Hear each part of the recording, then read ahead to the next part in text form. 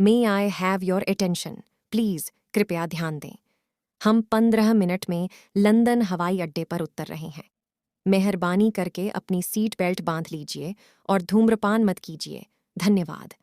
दरवाजे के ऊपर लगी पट्टी पर लाल अक्षर चमकने लगे।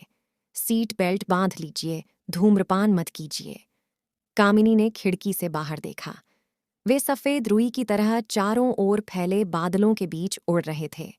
उसे विश्वास नहीं हो रहा था कि कुछ ही मिनटों में वह इंग्लैंड पहुंच जाएगी। वह इंग्लैंड जिसके बारे में उसने लंदन की किताबों में पढ़ा था, अपने परिचितों से सुना था और जिसके बहुत से चित्र भी देखे थे, परंतु यह कभी नहीं सोचा था कि वह खुद एक दिन वहां जा पहुंचेगी। उसे लगा कि चमत्कारों का युग अभी खत्म नहीं हुआ है। महीने भर तक अपनी छात्रवृत्ति के फैसले का बेसब्री से इंतजार करके, फिर पासपोर्ट, वीजा और फॉरेन एक्सचेंज, इनकम टैक्स वगैरह की मुश्किलों से गुजरकर तथा स्वास्थ्य संबंधी सर्टिफिकेट प्राप्त करके अब वह वास्तव में लंदन की भूमि पर पैर रखने जा रही थी। आपकी seat belt, madam, air hostess ने धीरे से कहा। अरे हाँ, सॉरी, कामिनी बुदबुदाई और बेल्ट कमर से बांध ली। वह सोच रही थी कि यहाँ पता नहीं कैसी बीतेगी। उसने जो कुछ पढ़ा और सुना था, उसके अनुसार इंग्लैंड सुंदर देश था, परंतु यहाँ के लोगों के बारे में उसे संदेह था। इनके कारण उसके परिवार ने बहुत कुछ झेला था। सत्याग्रह के जमाने में उसके पिता तथा भाइयों को जेलों में रहना पड़ा था और वहां उन्हें मारा पीटा भी गया था। उसे खुद, जब वह यूनिवर्सिटी के पहले साल में ही थी, 7 दिन के लिए जेल की हवा खानी पड़ी थी। वह कभी किसी अंग्रेज से नहीं मिली थी, सिवाय उस मजिस्ट्रेट के जिसने उसे सजा दी थी। रॉबर्ट स्मिथ नाम था उसका। परंतु क्या इसे मुलाकात कहाँ भी जा सकता था? वह एक अद्भुत घटना थी। सन 1942 के भारत छोड़ो आंदोलन का जमाना था।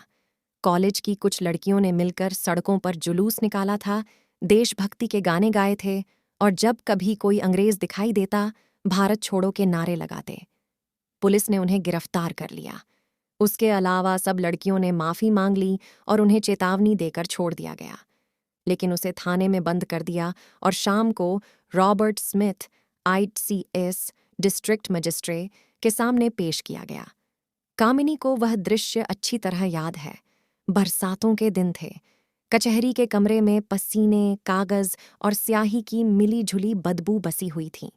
चारों तरफ अंधेरा था, लेकिन मजिस्ट्रेट और क्लर्क की 2 मेजों पर ऊपर लटके बल्बों से रोशनी के गोले दिखाई दे रहे थे। क्लर्क अपने सामने बिखरी पीले रंग के कागज की फाइलों में उलझा हुआ था। मजिस्ट्रेट युवा था और उसके बाल हल्की लाली लिए हुए थे। वह आधी बाहों की सफेद कमीज पहने था, जिस पर बीच तक डीली की हुई टाई लटक रही। वह कोई किताब पढ़ने में लीन था और पेश किए जा रहे लोगों की तरफ देखता भी नहीं था। क्लर्क ने कामिनी का नाम बोला, उसके पिता का नाम बताया और उसने क्या अपराध किया है यह भी बताया। फिर क्लर्क ने ही प्रश्न किया, अपराधी हैं या नहीं? नहीं। मजिस्ट्रेट ने सिर उठाए बिना ही अंग्रेजी में कहा, इनसे उम्र पूछिए। कामिनी ने अनुवाद की। प्रतीक्षा किए बिना अंग्रेजी में ही जवाब दिया, 17। इनसे कहिए कि इंग्लैंड वापस जाएं और अपना काम धाम करें। अब मजिस्ट्रेट ने सिर उठाया और सामने देखा। उसकी भूरी आंखें, जिससे उसने कामिनी के काले बालों से चारों तरफ से ढके चेहरे पर नजर दौड़ाई, जो उसकी नफरत से सुलगती आंखों पर आकर टिक गई। अजब संयोग है, वह बुदबुदाया। कैसा संयोग है? नाम क्या बताया? उसने क्लर्क से फिर पूछा और नजर सामने ही टिकाए रखी। कामिनी, कामिनी गर्वे, मिस गर्वे, क्या आपको स्कूल में कविता भी पढ़ाते हैं? हाँ, नहीं, कामिनी हकलाकर बोली। लेकिन उसका इस मुकदमे से क्या संबंध है? उसने तेज पढ़ते हुए कहा। क्या आपको कचहरी में कहानी पढ़ने की तनख्वाह दी जाती है? कहानी नहीं, यंग लेडी, कविता। मैं आपको भी यह किताब जेल में पढ़ने के लिए दूंगा। 7 दिन की सजा, A क्लास, और अगर आपका व्यवहार यही रहा तो 7 दिन और अदालत की अवमानना करने के लिए। दूसरे दिन कामिनी को जेल में हिलेयर बेलॉक के काव्य संकलन की जिल्दबंद प्रति प्राप्त हुई, जिस पर लिखा था, जेल में पढ़ने के लिए शुभकामनाओं सहित जिसने आपको जेल भेजा उसके द्वारा किताब के एक पेज पर पर्ची लगी थी जहां 2 लाइनों के नीचे लाल रेखा खींची थी। उसके बगल में छपा था कि जी कविता की पंक्तियां थीं। हर face was like a king's command when all the swords are drawn. उसका चेहरा सम्राट के आदेश की तरह था जब तलवारें सभी हाथों में खिंची हों। कामिनी ने फैसला किया कि बाहर आने पर अखबारों को यह घटना बताएगी कि अदालत में स्मिथ का उसके प्रति व्यवहार कैसा रहा। लेकिन 7 दिन बीतने से पहले ही उसका विचार बदलने लगा। जब वह वापस घर आई तो उसे पता लगा कि स्मिथ ने इस्तीफा दे दिया था और इंग्लैंड वापस लौट गया था। कामिनी को यह ठीक से समझ में नहीं आया था कि इन पंक्तियों का अर्थ क्या है। बस यह कि यह किसी रूप में उसके सौंदर्य की प्रशंसा थी और यह पहली दफा था कि किसी ने उसके बारे में कुछ कहा था। इसके बाद जब भी वह शीशे में अपना मुंह देखती ये शब्द उसे याद आ जाते और उसे स्मिथ का अपनी तरफ घूर कर देखना एक विशेष सिहरन पैदा कर देता।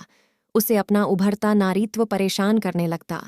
इस घटना से अंग्रेजों के प्रति उसके मनोभाव में कोई परिवर्तन तो नहीं आया था, सिवाय इसके कि उन्हें जितना संकोची समझा जाता है उतने वे हैं नहीं। हवाई जहाज के झटकों से कामिनी का दिवा स्वप्न भंग हुआ। विमान बादलों से नीचे उतर आया था। कुछ मिनट बाद वह जमीन से आ लगा और कस्टम के कमरों की तरफ बढ़ने लगा। होटल पहुंचकर कामिनी काफी देर तक खिड़की से लगी इंग्लैंड का अपना पहला नजारा देखती रही। शरद ऋतु की हल्की गर्म शाम थी और सामने के पार्क में लोग घूम फिर रहे थे। पार्क के प्रवेश द्वार पर एक बूढ़ा भिखारी हाथ में सितार लिए एक पुरानी धुन बजा रहा था। वातावरण शांत और मैत्रीपूर्ण था। कामिनी ने खुद निकलकर घूमने का फैसला किया। कामिनी सोचती थी कि लोग उसकी साड़ी के कारण उसे घूर कर देखेंगे, लेकिन किसी ने कोई ध्यान नहीं दिया। जब वह होटल वापस लौटने लगी तो उसे अचानक एक अकेलेपन ने आ घेरा। उसे एहसास हुआ कि आज उसकी जिंदगी का शायद यह पहला दिन था जब किसी ने उससे कोई बात नहीं की थी। उसके अलावा हर कोई किसी न किसी से बात कर रहा था। वह खुद अपने से पूछने लगी कि ऐसे मित्रहीन देश में क्यों आ गई है। आने वाले दिनों में भी उसे अपने इस प्रश्न का कोई उत्तर नहीं मिला। बहुत जल्द उसकी जिंदगी एक क्रम में बदल गई, जिसमें बस यात्रा करके स्टेशन पहुंचना, वहां से ठसाठस भरी ट्यूब ट्रेन में आधा घंटा सफ़र करके लेक्चर सुनना, कैफेटेरिया में लंच लेना, फिर और लेक्चर सुनना, और फिर एक बार ट्यूब ट्रेन और बस से घर वापस आना। अगर होटल को घर कहाँ जा सके तो जहां साधारण दुआ सलाम के अलावा कोई और बात नहीं की जाती। जरूरी बातें भी धीरे धीरे और फुसफुसाकर की जाती हैं, और जहां मरघट का सन्नाटा चारों ओर पसरा होता है जिसे अखबारों की खड्डक ही कभी कभी भंग करती है। भारत छोड़ने के समय से कामिनी के मन में यह उम्मीद थी कि हो सकता है कभी स्मिथ से कहीं वह टकरा जाए। हालांकि वह जानती थी कि यह मूर्खता की बात है, क्योंकि वह अफ्रीका या अमेरिका कहीं भी रह सकता था। अगर वह इंग्लैंड में भी होता तो 80 लाख की आबादी वाले लंदन शहर में, जहां बड़ी बड़ी भीड़ें हर जगह से गुजरती रहती हैं, उससे मिलने की संभावना बहुत सही नहीं थी। अगर वह मिल भी जाता तो क्या वह उसे पहचान लेता? वह उससे क्या कहती, या वही क्या कहता? उसने टेलीफोन की डायरेक्टरी में उसका नाम देखा, लेकिन स्मिथ नाम के लोगों से पन्ने पर पन्ने भरे हुए थे। आर अक्षर लगे स्मिथ भी ढेर सारे थे। अगर वह सही नाम पाकर फोन करती तो क्या बताती कि उसने फोन क्यों किया है?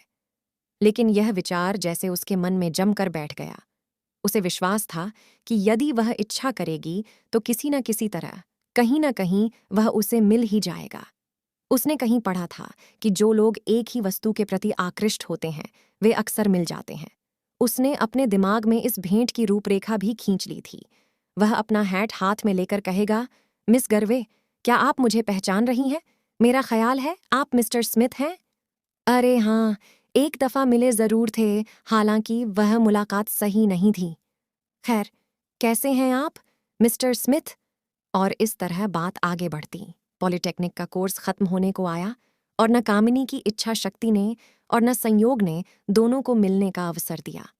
एक दिन हमेशा की तरह उसने ट्यूब स्टेशन के लिए बस पकड़ी तो उसने देखा कि चारों तरफ बड़ी भीड़ है और यातायात रोक दिया गया है। थोड़ी दूर से उसे बैग पाइपों और बड़े बड़े ड्रमों की सैनिक धुन सुनाई देने लगी। हाथ में लिया अखबार खोलकर देखा तो पता चला कि किसी अतिथि के साथ महारानी वहां से गुजरने वाली हैं। वह भी लेक्चर छोड़कर भीड़ में शामिल हो गई।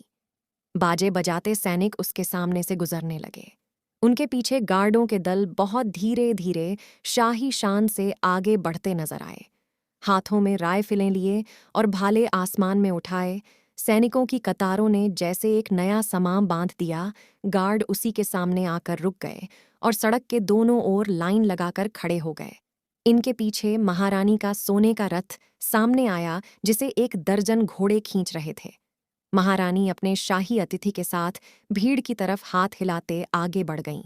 जुलूस समाप्त होते ही लोग इधर उधर भागने लगे, लेकिन कामिनी मंत्रमुग्ध की तरह अपनी जगह पर खड़ी रही। सिर्फ कामिनी के पीछे खड़ी औरत वहां से नहीं हिली। वह आंखों पर हाथ लगाए सुबक सुबक कर रो रही थी। कामिनी ने मुड़कर उसकी ओर नजर डाली तो देखा कि वह अपने हैंडबैग से रूमाल निकालकर आंखें पोंछ रही हैं। कामिनी को देखकर वह झिंझकी और बोली, जब इस तरह सैनिक और जुलूस निकलते हैं तब मैं बर्दाश्त नहीं कर पाती, एकदम भावुक हो उठती हूँ। आप ठीक कहती हैं, मैं भी द्रवित हो उठती हूँ। इस तरह के सैनिक कितने अच्छे लगते हैं। आपका यह कहना आश्चर्यजनक है। मेरा मित्र कहता था कि सुंदर स्त्री तलवार उठाए हजारों सैनिकों की तरह लगती है। दरअसल वह यह बात अक्सर कहता था। वह इंडिया में रहा था और उसे चाहता भी था। कामिनी को लगा जैसे उसके पैर अपनी जगह पर जकड़ गए हैं। वह औरत फिर रूमाल से आंसू पोंछ रही थी। आपके मित्र अब कहाँ हैं? वह जानती थी कि इस तरह किसी अजनबी से यह सवाल पूछना सही नहीं है, लेकिन वह अपने को रोक नहीं सकी। औरत ने आंसुओं से भरा चेहरा उठाकर कहा, वह युद्ध में मारा गया। आशा है आपको आज की कहानी पसंद आई। कहानी पसंद आई है तो वीडियो को लाइक और शेयर करना ना भूलें। ऐसी ही रोचक कहानियों के लिए चैनल को सब्सक्राइब करना ना भूलें। धन्यवाद। जय हिंद, जय भारत।